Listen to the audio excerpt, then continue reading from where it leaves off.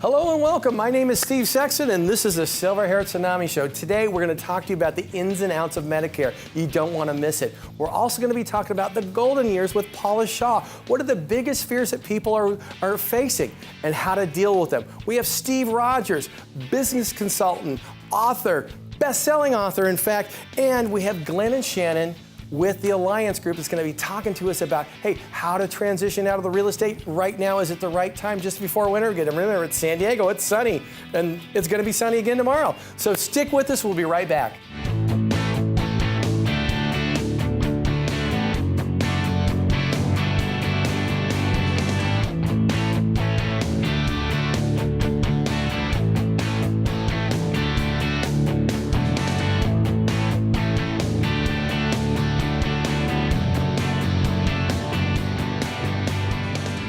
I'm going to hit you with an alarming fact. 47% of people between the ages of 45, 50, when they get to 65, will have an elderly parent and or a child over the age of 18 still living at the home. And it's going to cause great stress on the financial and budgets. Now, there's 3 steps people can take to avoid this scenario. Here's number one. One, if you're in this scenario, you want to have what's called a family forum.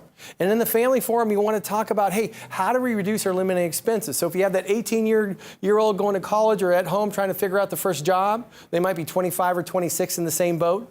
You want to say, hey, you have to work one way or another to pay some of the bills so it's not all on mom and dad. Secondly, we have to take a look at the elderly parents that are in the house that need help. How are you going to fund that? Are you going to get Medicare, Social Security, and all those things to help you fund taking care of mom and dad? 2, the second thing is when it comes to college tuition, many parents think that they need to completely pay for college. And a lot of times when they look at paying for college, it derails their retirement, which means they're not able to retire at 65 or 70. I have a couple right now that are 72 and 75, and they're still looking to save for their retirement because they thought it was important to cover their kids' education. The reality, kids are doing fine. If they had the loans and they got them when they're 18, 19, 20, 21, they would have 30, 40 years to pay them off, which is a very long period of time. And that could have gave mom and dad the opportunity, if they didn't fund it or completely fund it, to have the ability to retire at the age of 65 or 70. And last but not least, health care. It's so very, very important that you take a look at the health care costs. Whether you have an adult living at home, you should be looking at the long-term care costs and what would be the effect of those on your retirement if you're paying for your folks or your own. That's the tip of the day. Get some information, get the family involved, and it'll help you. So stick with it. We'll be right back. We have a wonderful show. When people start making plans for travel and leisure activities for retirement, there's 2 big fears that keep coming up. That's, the fear of running out of money and the fear of having health issues. We have Paula Shaw, life transition coach and grief expert, here to help discuss these fears with us. Now, Paula, welcome to the show. Thank you, Steve. Great to be here again. I'm really glad you're here. The last segment on dating was something else. And that was fun. We got a lot of wonderful feedback on it. And you know what? I'm looking forward to the same feedback here. So, you know what? How do people avoid worrying about things that, that could become realities in life? Mm-hmm. Like the running out of money or running out of health. Exactly.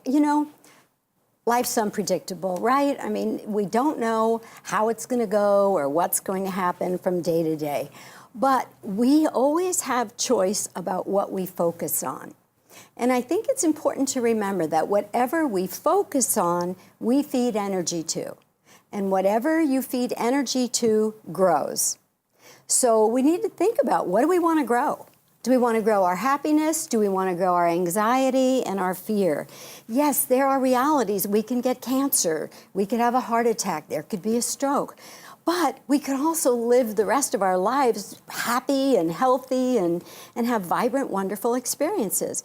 So wouldn't it be better to focus on that possibility and grow that possibility rather than the one that looks pretty scary?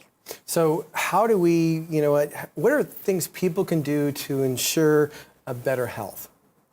Well, not to sound trite, but we all know that eating smart, good, healthy food, avoiding a lot of sugar, avoiding too many carbs and those kinds of things is important.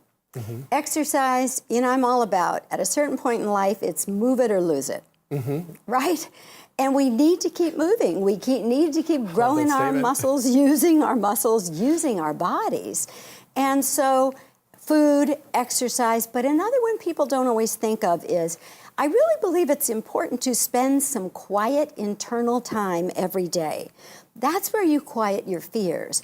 That's where you sort of grow that internal self. So whether that's maybe meditation or prayer, journaling, there are lots of things you can do that just give you some quiet time to center yourself, calm yourself, because we don't want those stress levels getting high either. Well, let's talk about that when it comes to money. You know what? Some people have it, some people don't have as much. Right. And whether you have it or not, you still have those fears. So, how do you stop them? I mean, meditation? Well, that's a really great question. And it's fun. I remember Lynn Twist, who's an author of a book called The Soul of Money.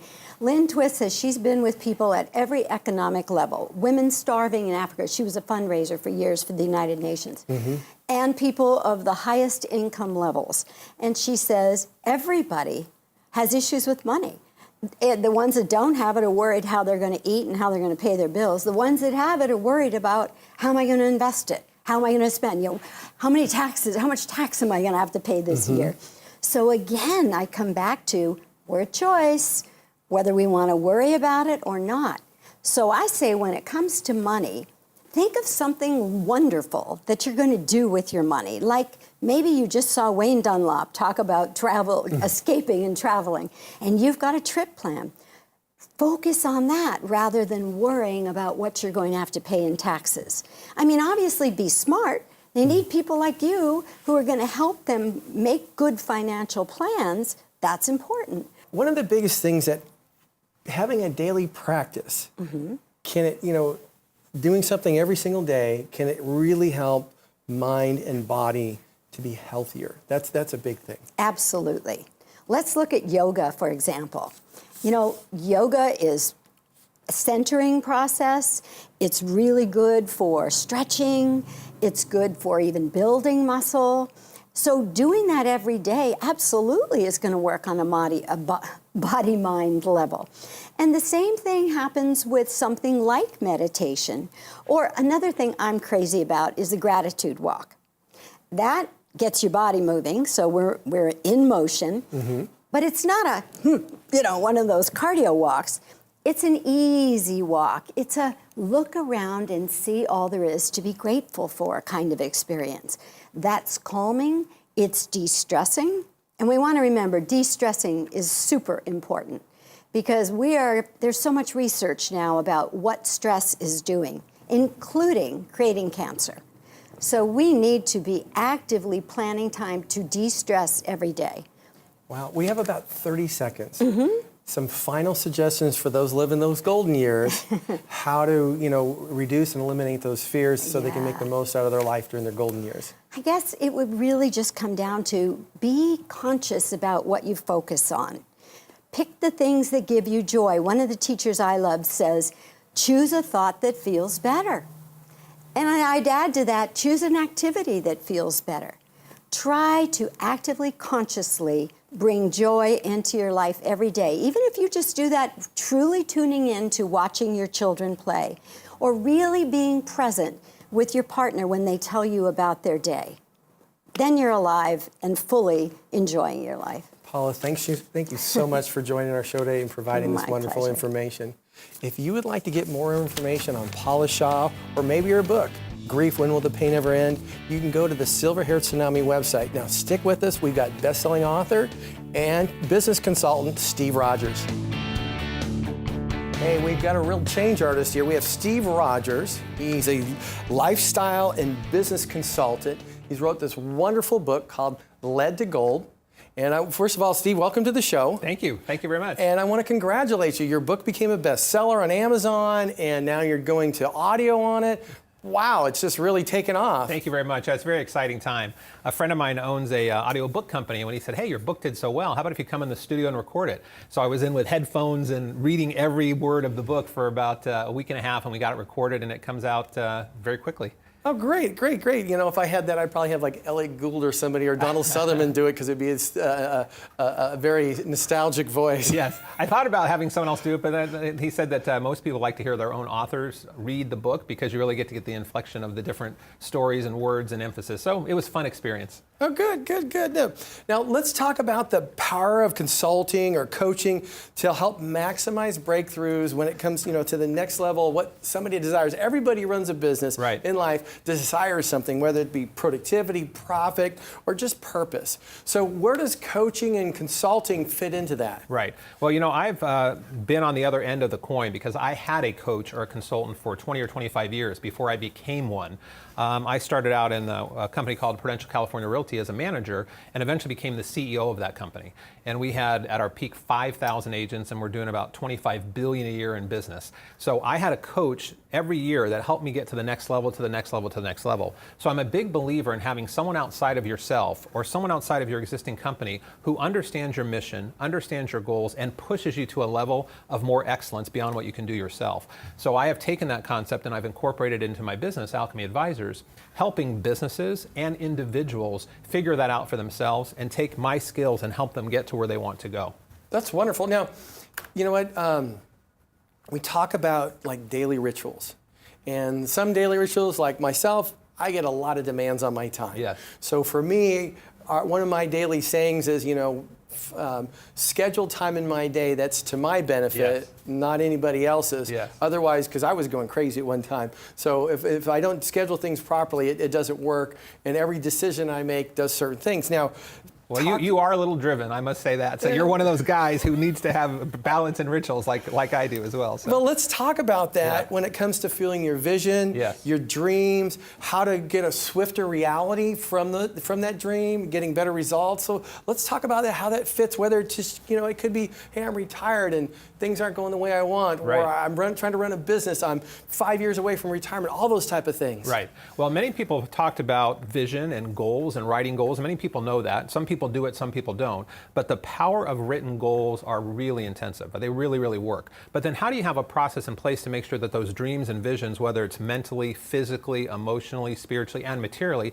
how do you actually make those come alive? So I do something that was something a coach shared with me, where on a daily basis, I have a daily scorecard. And it's a simple board that's on my office and my wall, and I give myself a point for each one. And I have body, being, bonds, and business. And I get a half a point in each category. So as an example, on my body, I have a goal weight I've been trying to stay maintained and focused on. So if I eat my vegan lifestyle and I'm a vegan, and I work out daily, I get a half a point for each one of those, and I get 1 point. On my being, that's my connection with my higher power, or what I call God. And so that's a combination of prayer and then doing good work in the world. My bonds are my relationships with my immediate family, and then bonds outside of my family, whether it's the community or friends. And then my business is working on my business and working in my business. So I have this daily scorecard that I'm just trying to get to 4 points a day. And then at the end of the week, I'm trying to get to 28 points. What it does is it gives me a very manageable snapshot of how my life is really in balance or out of balance. And I know when I start getting goose eggs down certain columns, or a half a point, I know things start giving. And the wife starts getting irritated, or the family's feeling neglected, or my business is not thriving and moving. So that's one way in which I help people with daily rituals to determine what that is for themselves.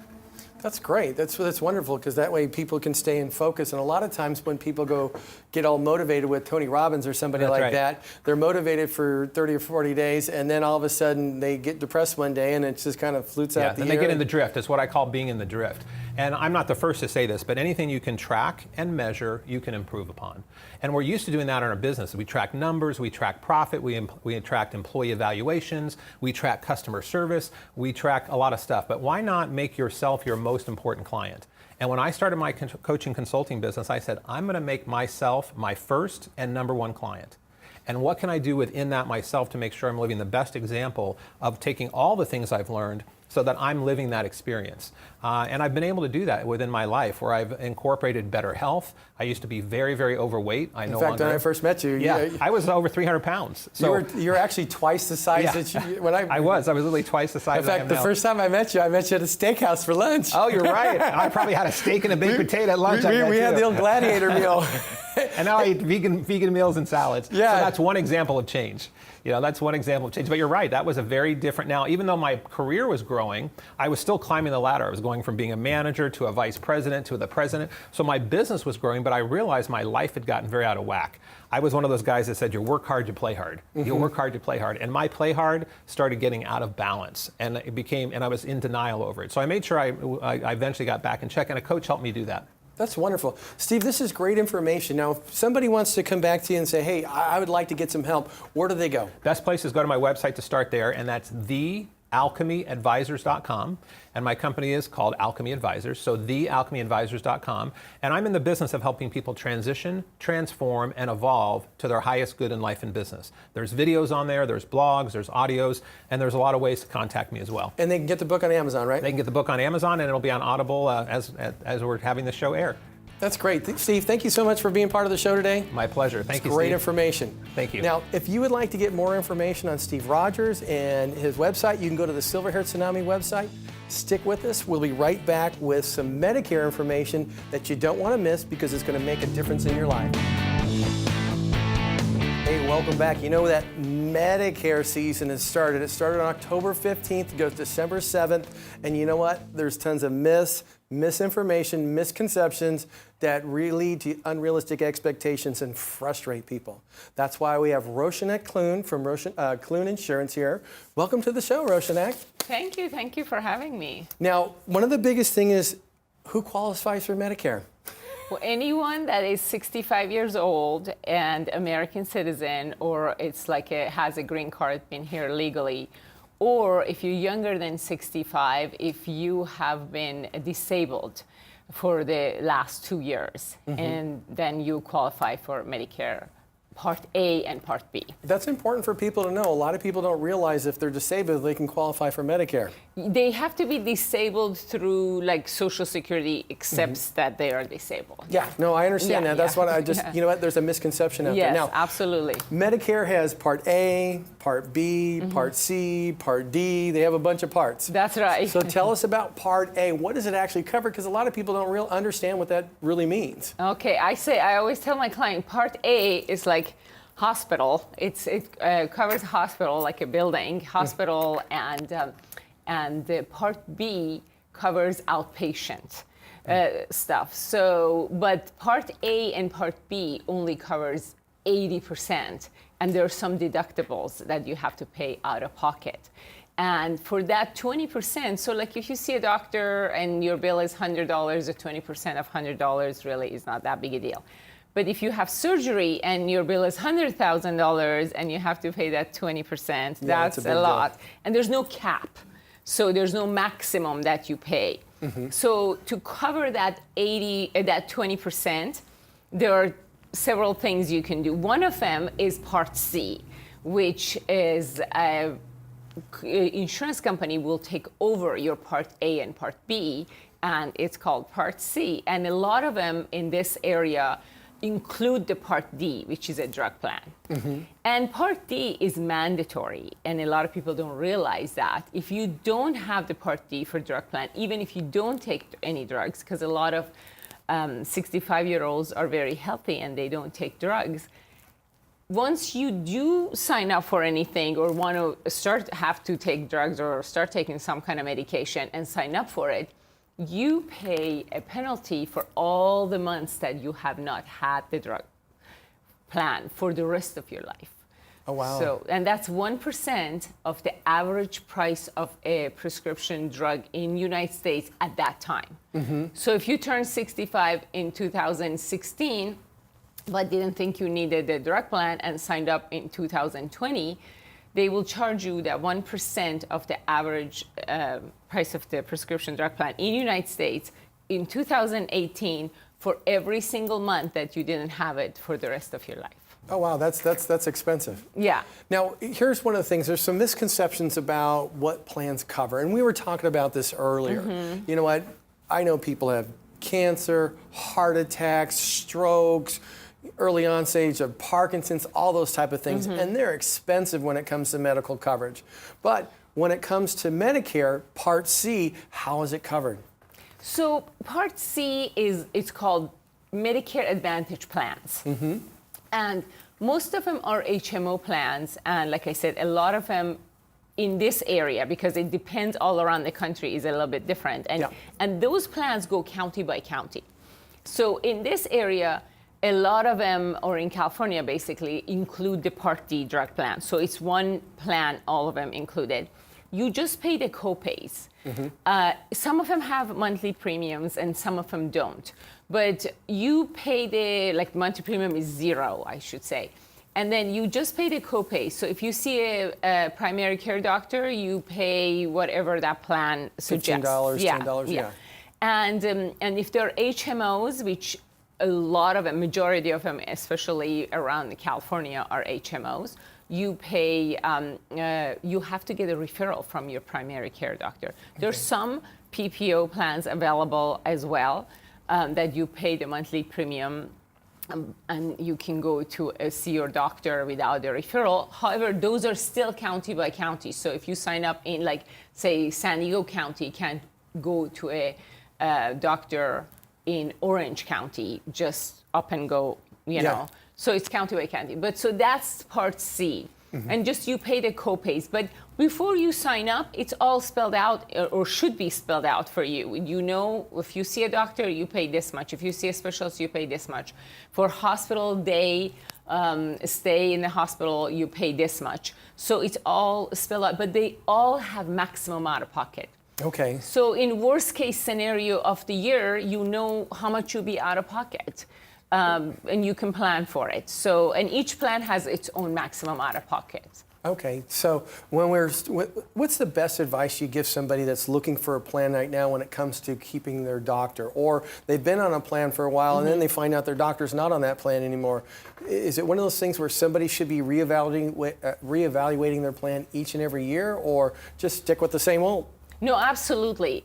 New plans come out every year, and doctors stop having a contract with the insurance company. Insurance companies sometimes lose their contract with the special network. So every year you need to reevaluate, and if you have an agent or broker, call your agent and a broker and ask to explain this stuff for them, or they should actually be contacting you. But if you don't hear from them, call them or call somebody else to have them explain to you that if this doctor is still part of the network, if you know, the copays change, sometimes go higher, sometimes go lower. So you need to know what's going on every year. You need to take a good look at your plan.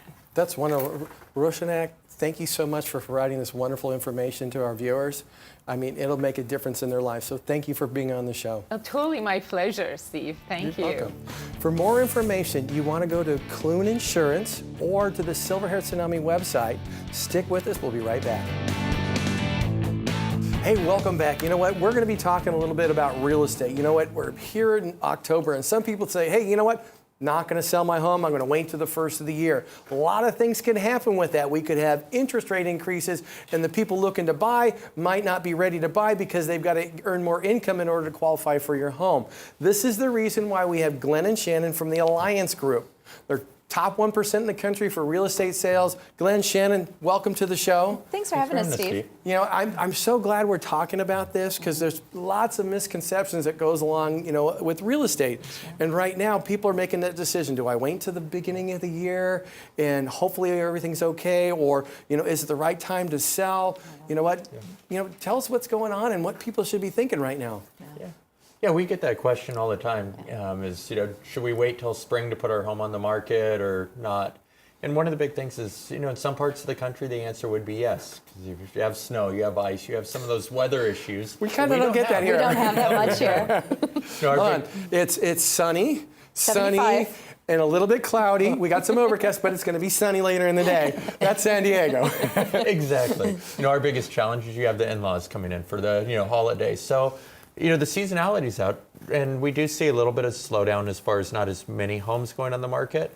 Not quite as many buyers that are in the marketplace, but the buyers that aren't there are the looky-loos. They're not out, just kind of going out and doing, just the general looking around. The buyers that are in the marketplace are the serious buyers that are truly looking for a home. So you may have a few less buyers, but you have the dedicated ones. You have less competition because a lot of your neighbors and the other people are actually waiting until the beginning of the year because they've heard that misconception about, well, you should wait till spring. So it can actually be a really good time to put the home on the market, and especially in the climate we have right now where we know interest rates are going to go up. We just don't know at what point they're going to go up next year. I think the interest rate piece of this is really important to understand. Absolutely. Because right now is the best time to get refinancing or finance for a new home, because in 2017 it could be significantly higher and people have to have more money set aside in order to qualify.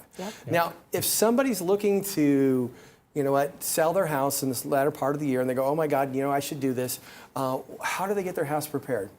What do they need to do? That's one of the things that Glenn and I do so often, is that with our clients, is we really do a kind of a consultation of what to do, how to prepare the property for market. There's so much that goes into it that you just don't want to go ahead and put the sign in the yard. What we're always focused on is trying to get the seller top dollar for the property. And sometimes that's going through, having Glenn and I come through and recommend changes or little things, little tweaks here and there that'll prep the property to ensure that top dollar.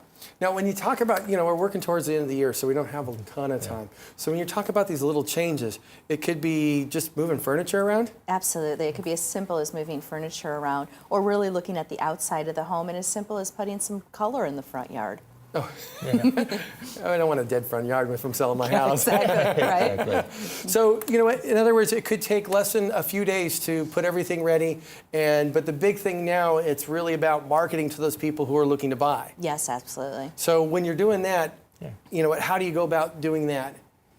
Oh, it's just, we always talk about with the marketing, a lot of agents are passive. They just put the sign in the yard, put it on the MLS and wait. But the marketing, it's really just being aggressive and identifying who is that target demographic, the family that's most likely, going to be moving into your house, or the buyer that's most likely going to be moving in, and then just proactively marketing and making sure that we're getting the property as much exposure as we can, but also getting it in front of those right buyers too. Yeah, I know that's very, very important, because you want somebody who's going to look at moving into that neighborhood and want that type of home. Why waste it on somebody who wants something bigger or smaller? Absolutely. Yeah, exactly. That's great. Now, is there any other tips that people need to know about their homes before the end of the year? The big thing, as Sexton said, is, if you are thinking about selling, just start the process and start the conversation now. Because, there may be a few more repairs than you think, or, updates that we might recommend, so it gives time to get it done.